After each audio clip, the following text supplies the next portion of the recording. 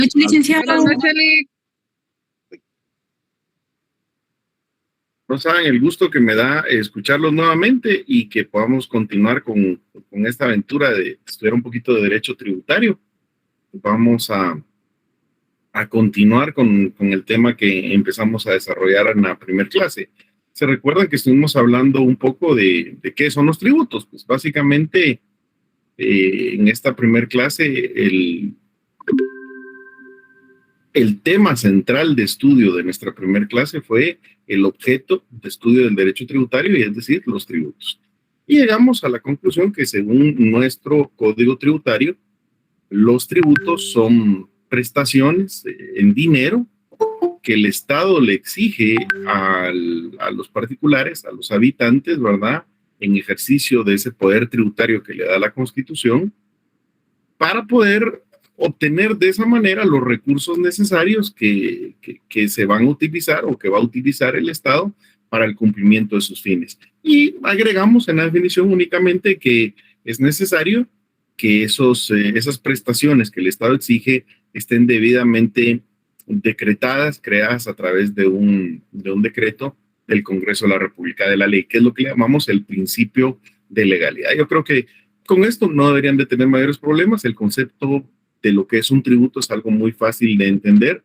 No nos gusta a ninguno pagar tributos, pero entender el concepto y la utilidad, la finalidad de los tributos, creo que resulta algo bien fácil. Ahora bien, demos un paso más en la clase del día de hoy y platiquemos, mis amigos, que nuestro código tributario establece o regula que existen 3 clases de tributos.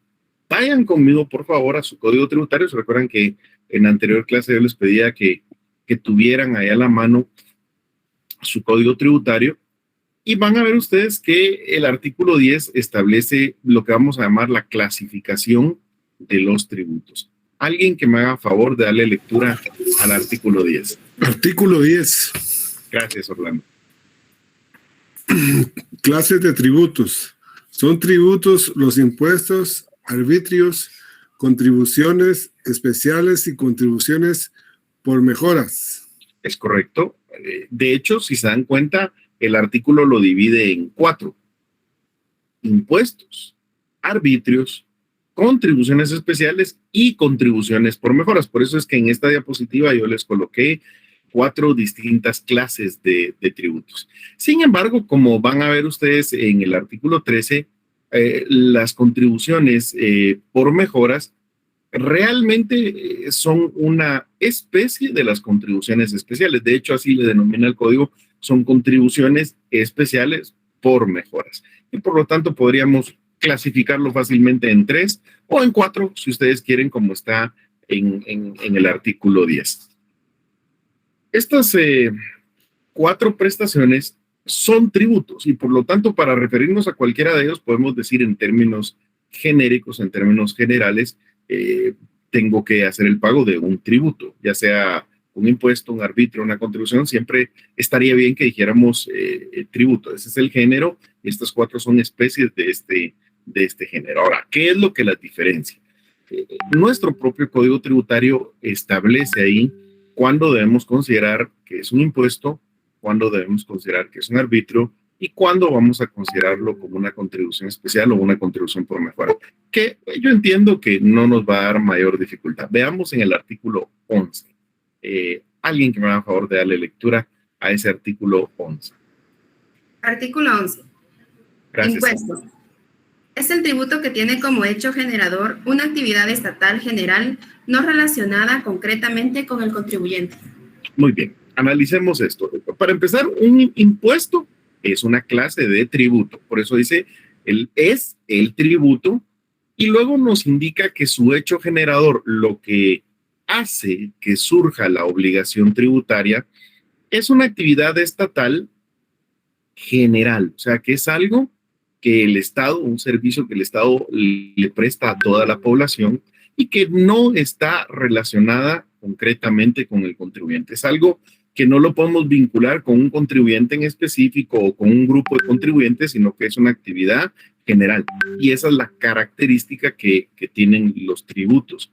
Le vamos a llamar entonces tributo a cualquier perdón, los impuestos. Le vamos a llamar impuesto a cualquier tributo o que el hecho generador sea una actividad dirigida a toda la población. Y podemos poner algunos ejemplos ahí muy fáciles. Por ejemplo, yo creo que el mejor ejemplo ahí sería el impuesto sobre la renta. Fíjese que en la propia denominación, el nombre que le pusieron lo dice con mucha claridad, impuesto sobre la renta. ¿Qué es lo que ocurre con el impuesto sobre la renta? Bueno, este es un tributo en el cual el Estado, a través de una ley, establece que tenemos que pagar un porcentaje de las ganancias que hayamos obtenido en el año.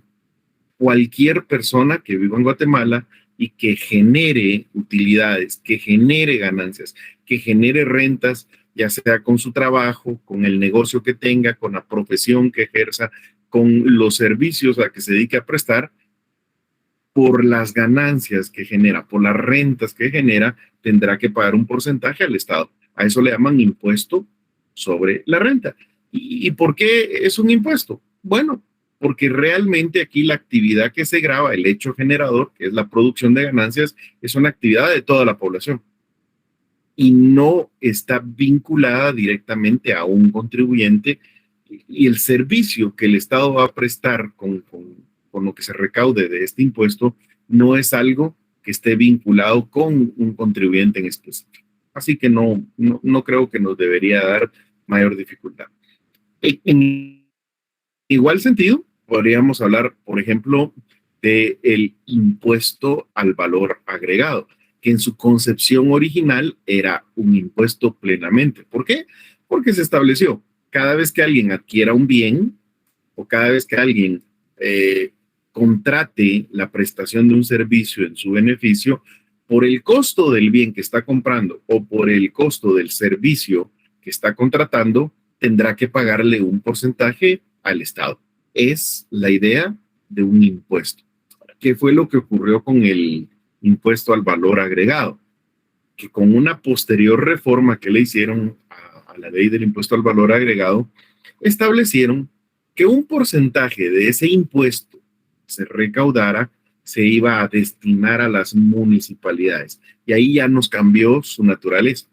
Sigue siendo un tributo, porque sigue siendo una prestación en dinero que el Estado nos exige para contar con recursos para poder cumplir con sus fines. Pero ahora tiene una característica adicional, no sé si lo notan.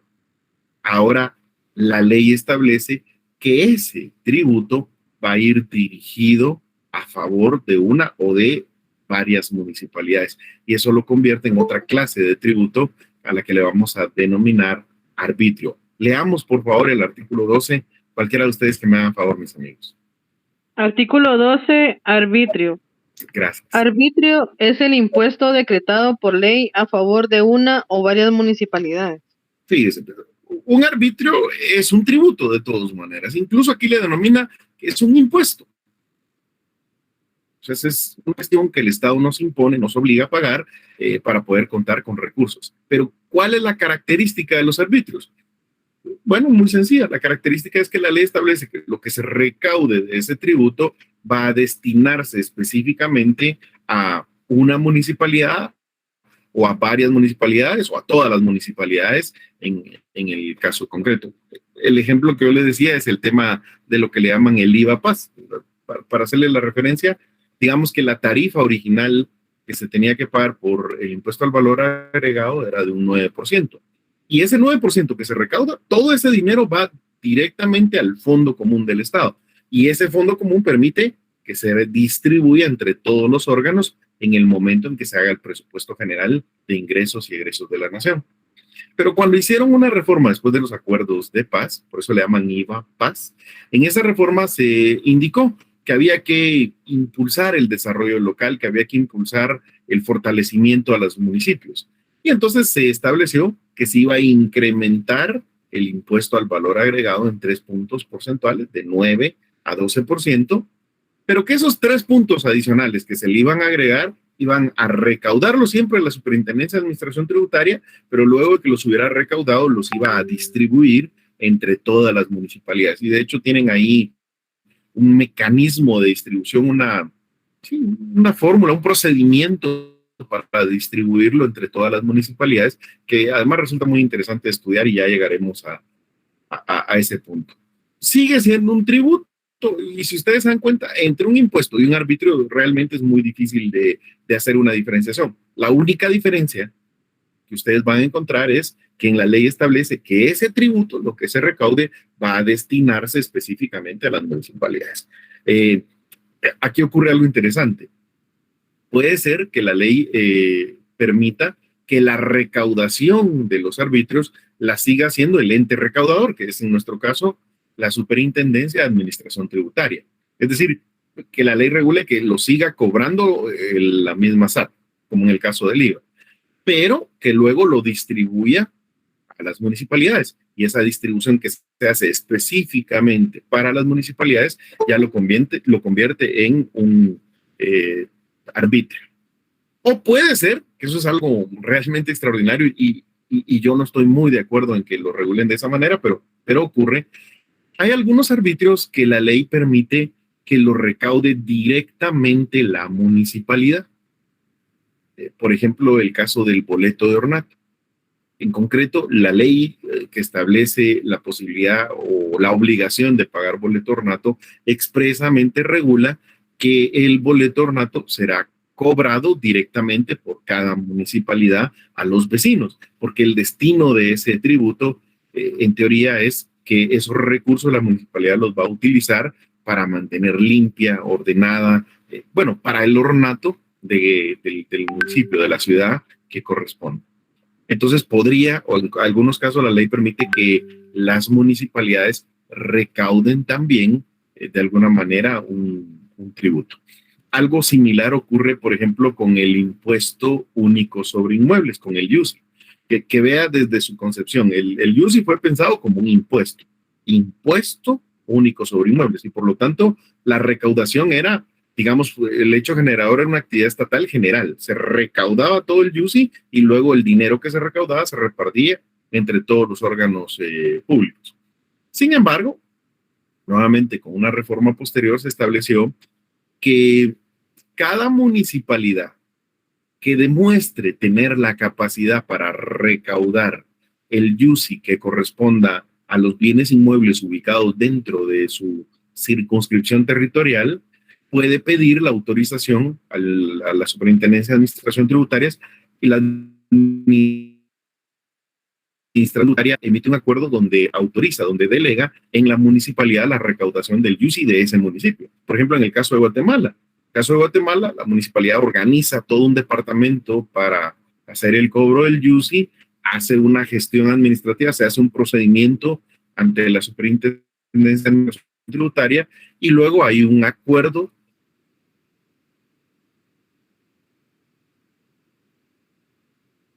el directorio de las inmuebles que están ubicados en el municipio de directamente, en este caso, la Municipalidad de Guatemala. Esto nos va a generar serios problemas de estudio y serios problemas prácticos, porque ya no vamos a tener un solo órgano encargado de recaudar y, por lo tanto, la uniformidad de procedimientos, la unidad de requisitos que esto conlleva, porque cuando solo es un órgano el encargado, pues es el mismo procedimiento para todo el país, son los mismos requisitos en todo el país.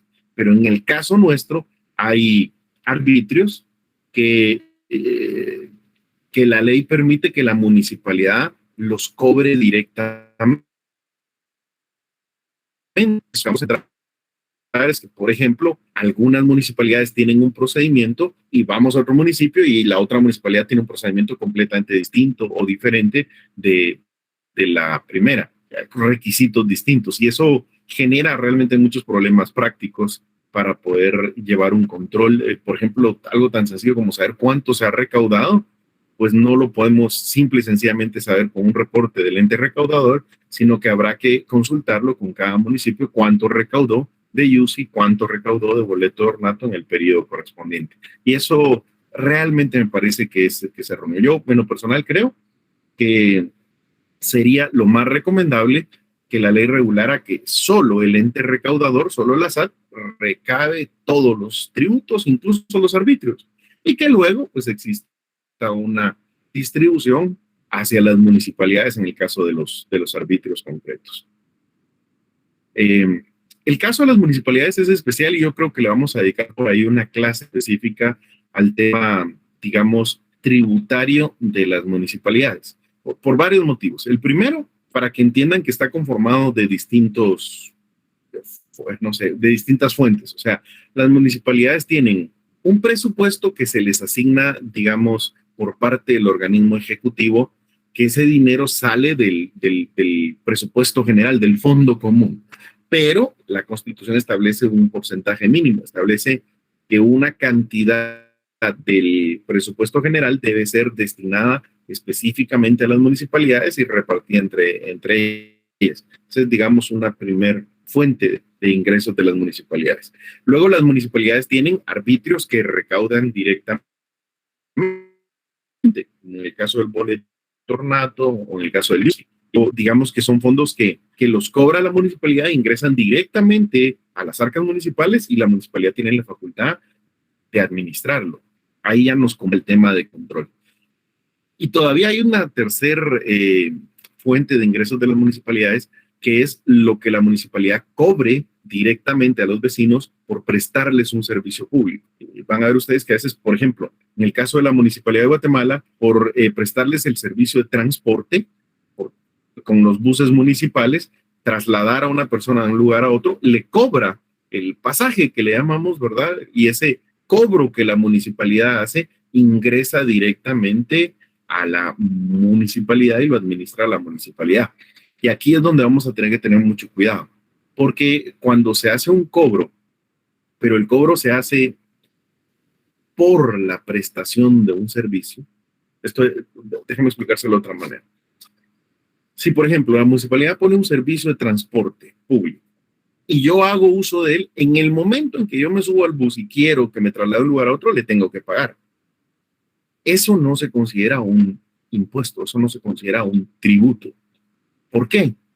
Porque en nuestra definición de tributo nos decía que los tributos son prestaciones en dinero que el Estado le exige a la población para poder contar con recursos para cumplir sus fines. O sea, para empezar, tienen dos características ahí. El Estado se los puede exigir, son obligatorios, me puede incluso, como vamos a ver, demandar, embargar bienes y cobrarse el Estado, y luego ese dinero ingresa a un fondo común y eso sirve para cumplir todos los fines del Estado. En cambio, lo que yo pago de mi boleto de transporte no me lo pueden exigir. Vamos a ver, no me podrían demandar para que yo pagara, digamos, pasaje. Único es que si obviamente yo quiero hacer uso del servicio, tengo que pagar. Si no pago, no me van a prestar el servicio, pero vamos, no me pueden, digamos, presentar una demanda y requerirme el pago si no he hecho uso del servicio. No sé si me logro explicar. La característica que tienen estos cobros es que son una contraprestación por un servicio recibido. Si yo utilizo el servicio, tengo que pagar. Si no lo utilizo, no tengo que pagar. En cambio, los tributos son distintos. En el tributo yo lo tengo que pagar, aunque no reciba directamente ningún servicio. Obviamente me podrá decir, bueno, lo que yo servirá para la prestación de todos los servicios públicos. Y estoy de acuerdo, lo que yo pago de tributos se va a un fondo común y permite cubrir todos los órganos públicos, los gastos del Estado y prestar todos los servicios públicos. Pero vamos, que cuando yo pago un tributo, pago el IVA, el impuesto sobre la renta, no estoy recibiendo un servicio directamente. Esta parte entre lo que es un pago por un servicio prestado, una contraprestación por el servicio, que es lo que se llama o le llamamos nosotros una tasa, y lo que es un tributo, cuya característica es que no recibo a cambio un servicio directamente, sino de forma indirecta, cuando lo que yo pago se va al fondo común y a través de eso se prestan todos los servicios, pues es uno de los temas más delicados que hay. Porque como ustedes van a ver, la ley establece que los tributos solo los puede decretar el Congreso a través de una ley, mientras que las tasas sí permite el Código Municipal que las municipalidades las creen. Por los servicios públicos que las municipalidades presten, pueden cobrar una tasa.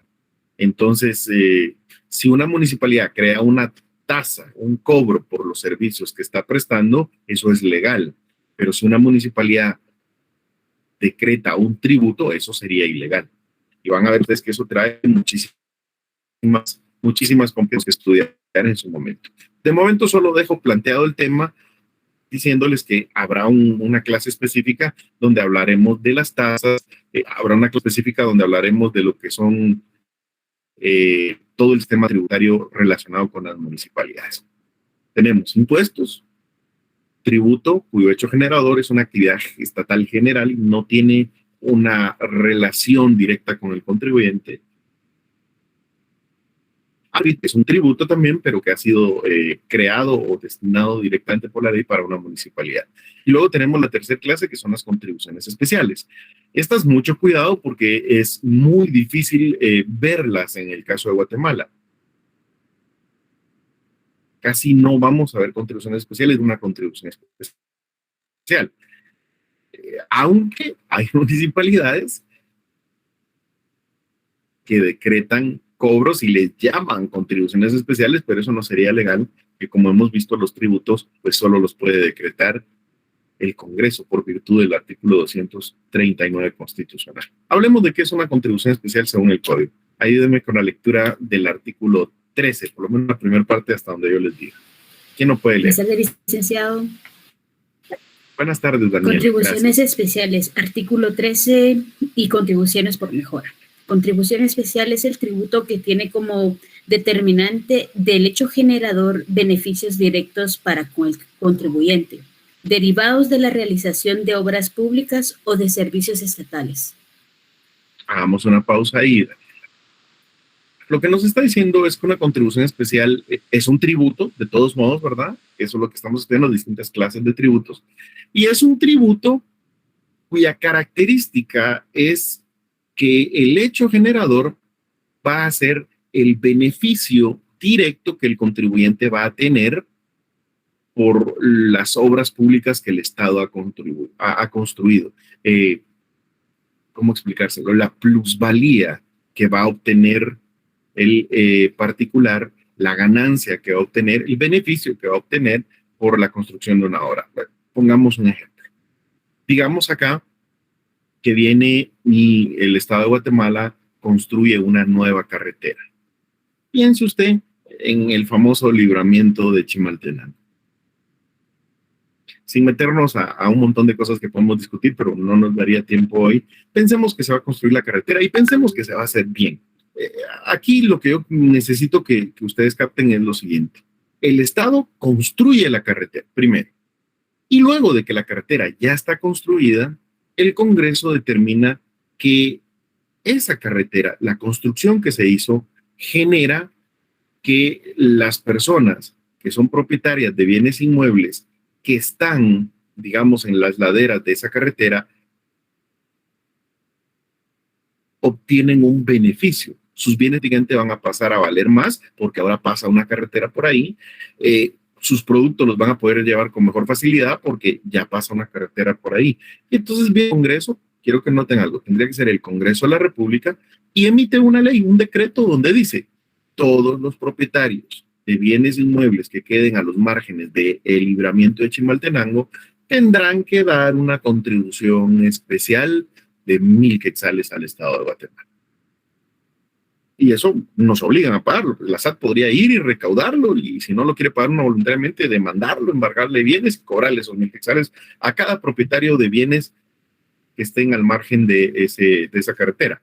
Y luego pasaría algo interesante. Ese dinero pasa, todo ese dinero al fondo común y va a permitir que el Estado precisamente lo redistribuya entre todos los órganos y pueda cumplir con sus fines. O sea, sigue siendo el mismo concepto de tributo. Mire, prestaciones en dinero que el Estado le exige a la población para poder cumplir con sus fines. La misma idea de tributo, solo que esto tiene una característica especial. ¿Por qué no lo exige? Ese pago no lo está exigiendo porque se obtuvieron beneficios derivados de una obra pública que el Estado ya construyó, además, en el ejemplo que estamos dando. No es así realmente, o sea, no se decretó una contribución especial por el caso del libramiento. Solo eso nos faltaba, diría usted. pero podría haberse hecho, y por eso solo lo estoy colocando como un ejemplo, porque realmente no conozco ninguna contribución especial que el Congreso haya decretado. Insisto, para que sea una contribución especial tenemos que hablar. Es un decreto emitido por el Congreso. Luego de que se construyó la obra, el Congreso determina que hay beneficios para ciertas personas y a esas personas les impone la obligación de pagar una cantidad de dinero para el Estado. Y ese dinero ingresa directamente al fondo común y se distribuye. Eso sería una contribución especial. Cuidado, porque si usted viene ahora y me dice, pero mire, la municipalidad de Chimaltenango, mediante un acuerdo del Consejo, creó una contribución especial por ese libramiento, yo le diría ahí mucho cuidado porque la municipalidad no tiene facultad para poder crear eso. No puede crear una contribución especial porque la contribución especial es un tributo y los tributos solamente los puede decretar el Congreso de la República. No sé si logran captar el ejemplo, el concepto de contribución especial. Y muy parecido, la contribución especial por mejoras. Siga la lectura, Daniela, por favor. Ok, dice, contribución especial por mejora. Es la establecida para costear la obra pública que produce una plusvalía inmobiliaria y tiene como límite para su recaudación el gasto total realizado y como límite individual para con el contribuyente el incremento de valor del inmueble beneficiado. Gracias. Fíjese que es muy parecida. Yo le voy a decir cuál es la diferencia. En este ejemplo, fíjese pues, la contribución especial por mejoras se tendría que decretar por el Congreso antes de que se construya la obra. Oiga bien, antes de que se construya la obra. ¿Por qué? Porque según la ley, la contribución especial por mejoras es la establecida para costear la obra. No sé si captan ahí. Costear significa obtener recursos para poder construir esa obra, obtener el costo de la obra. Aquí la idea sería la siguiente. Antes de que se construyera la carretera, el Congreso dice, miren, necesitamos recursos para construir esa carretera. Entonces hagamos lo siguiente. El trazo nos dice que esa carretera va a pasar por estos lugares. Decretemos un decreto del Congreso, una contribución especial por mejoras y ponemos que cada uno de los propietarios de bienes inmuebles por donde va a pasar esa carretera que vamos a construir después, tendrá que pagar una cantidad de dinero, 5,000 quetzales cada uno de ellos. Fíjense cómo es esto, lo pagarían antes, porque es para costear. Y su hecho generador es muy parecido al otro, o sea, se los vamos a cobrar a ellos. ¿Por qué? Porque cuando la obra ya esté construida, sus bienes inmuebles van a adquirir plusvalía, van a tener un aumento en su valor. Y esta contribución especial tiene dos límites. Como la idea es costear la obra, nunca le podemos cobrar a las personas más de lo que se requiera para construir la obra. Si la obra nos va a costar 10 millones, entre todos no podemos recaudar más de 10 millones, porque entonces se perdería la finalidad. La finalidad es costear la obra y por lo tanto lo más que les podemos exigir son 10 millones de quetzales.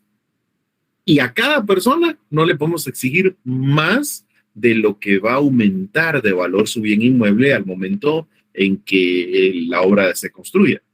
Si mi bien inmueble vale ahorita 100,000 y los cálculos me dicen que al momento de que por ahí pase una carretera ese bien va a valer 150,000, la plusvalía que va a adquirir el bien inmueble será hasta 50,000. Por lo tanto, lo más que me podrían exigir a mí son esos 50,000.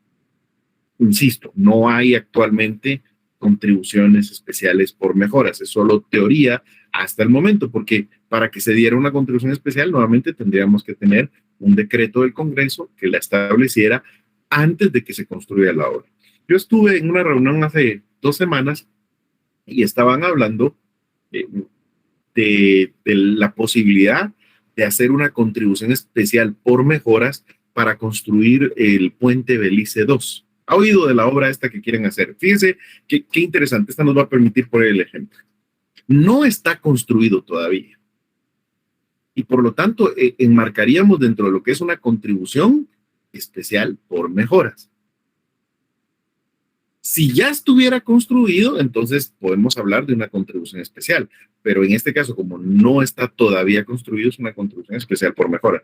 El Congreso podría emitir un decreto y decir, todas las personas que utilizan esa carretera al Atlántico y que por lo tanto hacen uso del actual puente Belice, se van a ver beneficiadas cuando se construya el puente Belice 2, porque eso va a permitir mayor fluidez.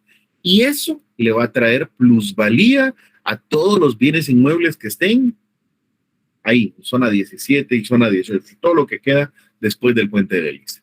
Por lo tanto, a todas las personas que se van a ver beneficiadas, que van a tener plusvalía en sus bienes inmuebles por la construcción de esa obra, les decretamos una contribución especial por mejora de 2,000 quetzales. Eso es un ejemplo, ¿no?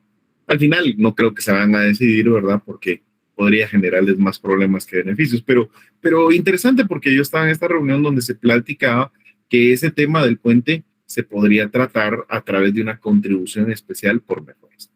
Igual no hay actualmente ningún caso ni de contribuciones especiales ni de contribuciones especiales por mejoras que yo le podría decir según tal decreto o este es un ejemplo legalmente establecido. Por eso solo le pongo, digamos, ejemplos o proyecciones. Solo antes de darle la palabra a Hugo, hago la advertencia. Sí conozco casos de municipalidades que emiten un acuerdo municipal y les dicen, decretamos, acordamos el consejo una contribución especial por mejoras. Pero cuidado, ahí ya no estamos hablando, o al menos no es una contribución especial por mejoras legalmente establecida, porque eso solo lo puede hacer el Congreso. Sí, Hugo, por favor, su pregunta o su intervención. Licenciado, buenas noches. Buenas noches. Solo ahí como aporte, lo que usted estaba platicando de las municipalidades, cuando acuerdan y decretan de que van a cobrar, por ejemplo, 3 quetzales o 5 quetzales a los que pasan por X carretera, eso tendría que ser decretado por el Congreso y no por la municipalidad entonces. Sí, bueno, le voy a decir lo que yo opino, Hugo, ¿verdad? A mí me parece que cobrarle a las personas por pasar es ilegal, lo haga el Congreso o lo haga la municipalidad. O sea, no sé si me explico. La idea es que en Guatemala existe un derecho que tenemos todos de libre locomoción, número 1. Segundo, existe la obligación del Estado de proveer medios de comunicación. Dentro de ellos, cuando digo medios de comunicación me refiero a carreteras, en este caso, ¿sí? O sea, el Estado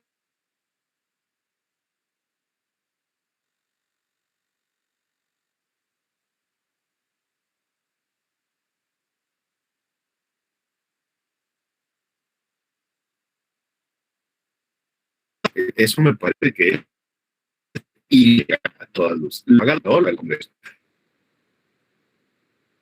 Porque el Congreso no podría decretar un tributo cuyo hecho generador sea pasar por una carretera.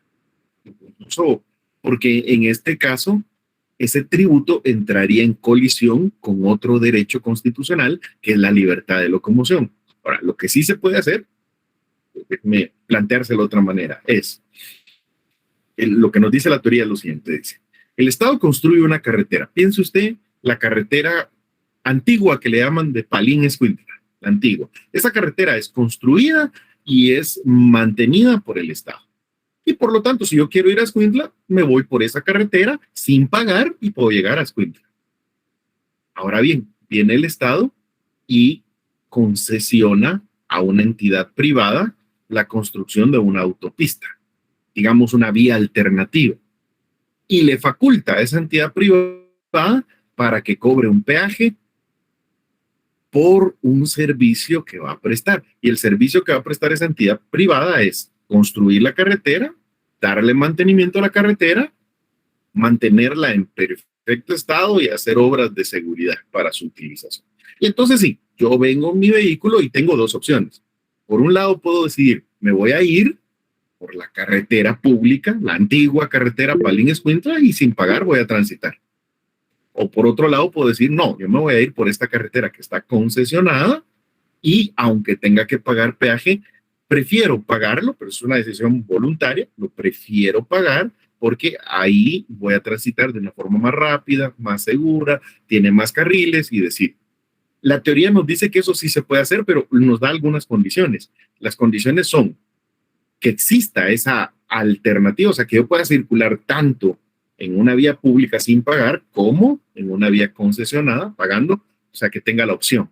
Y segundo, que al concesionarlo, realmente la entidad privada a la que se le da la concesión esté prestando efectivamente un servicio. Y luego viene todo lo que vemos aquí, donde aquí el Estado construye la carretera, el Estado le da mantenimiento y se la concesiona a una entidad privada y le permite que la entidad privada cobre. Y uno dice, ¿pero por qué? Si ahí la entidad no está prestando ningún servicio, el Estado construyó la carretera, el Estado le da mantenimiento y la entidad no está haciendo nada. Ahí lo que tenemos es una mala administración, ¿no? Ahora, si usted me dice, por ejemplo, a mí me ha pasado en Amatitlán, en el puerto, en varios lugares, ¿no? Que cuando uno llega y va a entrar al municipio, le dice, mire, son 3 quetzales de peaje, de arbitrio, de como le quieran llamar, por entrar. A mí me parece que eso es ilegal. Si lo decretó la municipalidad o si lo hubiera decretado el Congreso. No me parece, no le veo justificación alguna.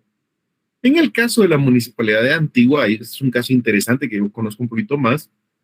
Ellos, mire qué interesante. En un primer momento, la municipalidad decretó que ese pago era por poder, digamos, atravesar la ciudad, poder circular en la ciudad. Y eso la Corte lo declaró inconstitucional, porque le dijo, usted no le puede cobrar a las personas porque circule. Les tiene que prestar algún servicio para que les pueda cobrar, porque entonces como les está prestando un servicio, el cobro que haga será una tasa, ya no será un tributo. Entonces la municipalidad, pienso yo que de manera inteligente buscó la forma ahí y mire lo que hicieron en Antigua. Dijeron, nosotros les vamos a cobrar a las personas por el servicio de parqueo en la vía pública. Si usted quiere parquear su vehículo en las calles de la Antigua, nosotros le cobramos. Claro, se lo cobran cuando ingresa, pero se lo quiero plantear de otra manera, Hugo, y para todos, ¿no? Si, por ejemplo, yo voy entrando a la Antigua y me dicen, mire, son 10 quetzales de ingreso, yo le digo, no, porque no me voy a parquear. O me voy a parquear en un parqueo privado. No voy a dejar el carro en la calle. No me podrían cobrar. Yo he pasado varias veces que le digo, mire, son 10 quetzales. No le digo porque no me voy a quedar. Yo voy para Ciudad Vieja, por decirle algo, o para cualquiera de esos. Entonces, lo que ellos buscaron, la fórmula que ellos encontraron es decir, el cobro no es por pasar. El cobro es porque le estamos dando un espacio donde usted deje su vehículo. Y ese es el servicio que le estamos prestando. Hasta el momento la Corte no ha declarado que eso sea inconstitucional y bueno, será discutible y todo, pero por ahí está, ¿no? Ahora, si solo es por pasar, a mí me parece que se lo voy a decir como dice mi amigo, mire pues, si el Congreso decretara que nos van a cobrar solo por pasar en un lugar, es ilegal. Pero si lo hace la municipalidad, es más ilegal todavía. Yo le digo, lo que es ilegal, no puede haber más ilegal o menos ilegal, pero bueno, es un chiste que tenemos con mi amigo, ¿no? Marcos, ¿tiene también alguna intervención?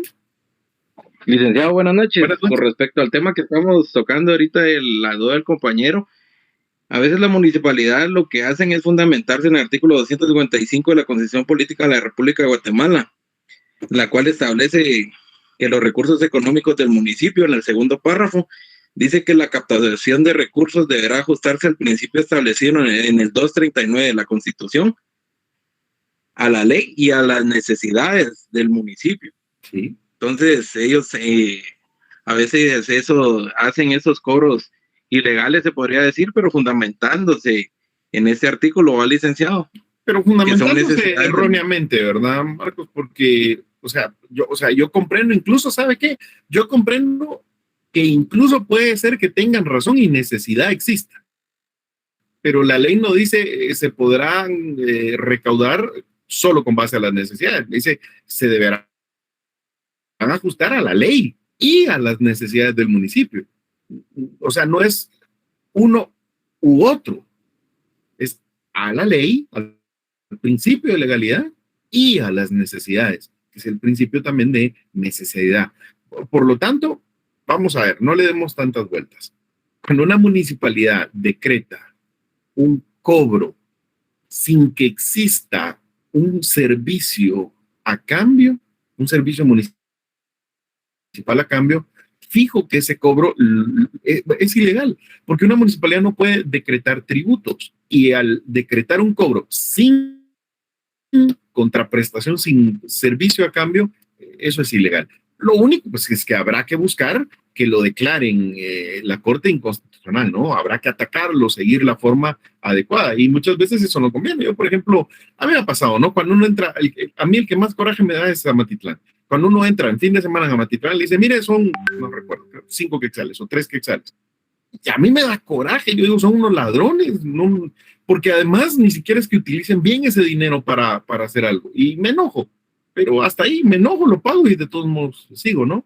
Porque no voy a plantear una inconstitucionalidad, por eso no me es lo suficientemente perjudicial como para atacarlo. Así que mientras tanto yo entiendo que lo siguen cobrando, pero yo le puedo decir como abogado que eso es ilegal, porque la municipalidad ya está violentando el principio de legalidad. Claro que debe buscar recaudar sus recursos conforme a las necesidades del municipio, pero respetando siempre el principio de legalidad.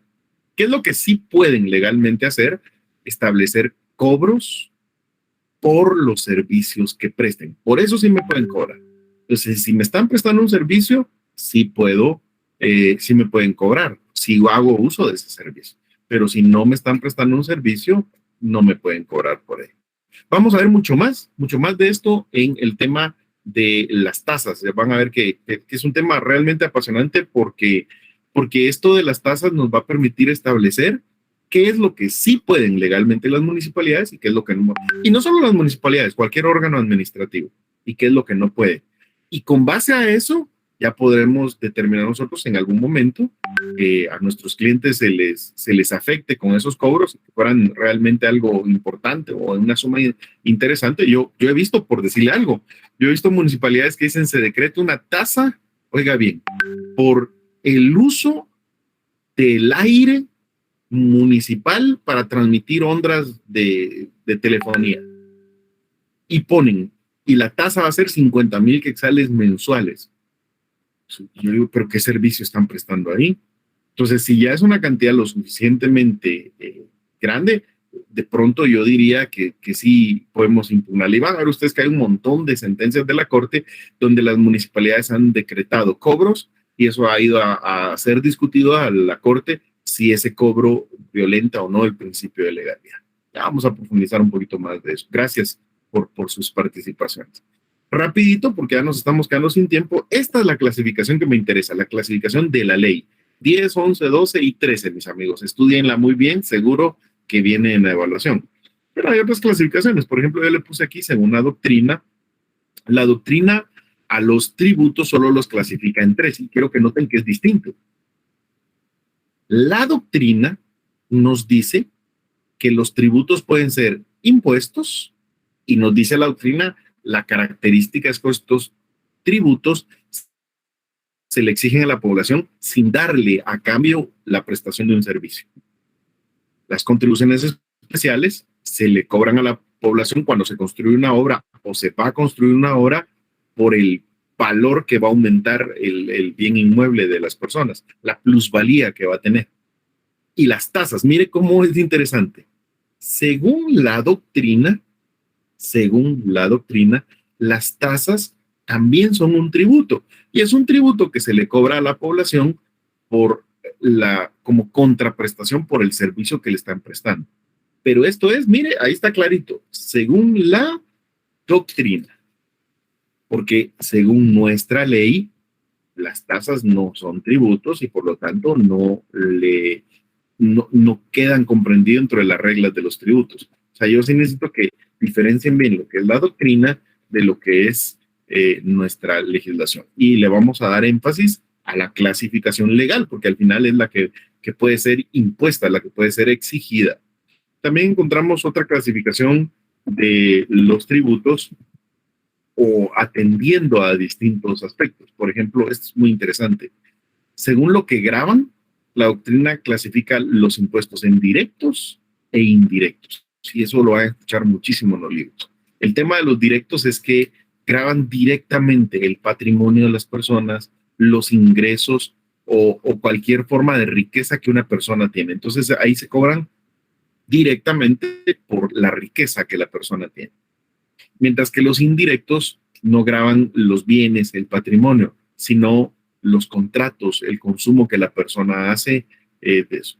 Y ahí tienen los ejemplos clásicos, es el impuesto sobre la renta y el impuesto al valor agregado, que esa es una de las clasificaciones más importantes de la doctrina.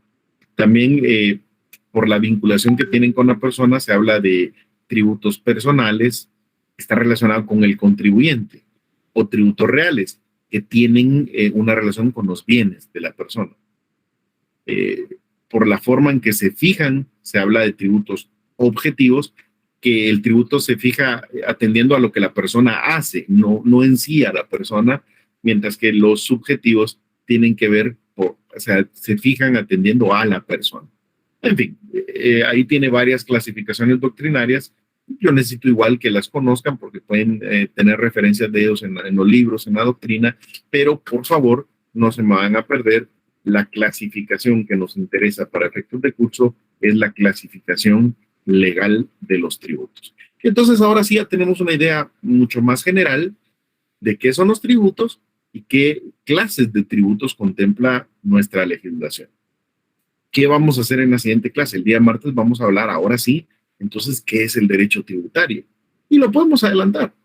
Vamos a decir que el derecho tributario es esa rama del derecho a través de la cual nosotros vamos a estudiar las normas jurídicas que regulan los tributos, la creación de los tributos, la recaudación de los tributos, los derechos de los contribuyentes, los derechos del Estado, las obligaciones de los contribuyentes, todo lo relacionado con los tributos, las normas jurídicas que lo rijan, quedará comprendido dentro del derecho tributario.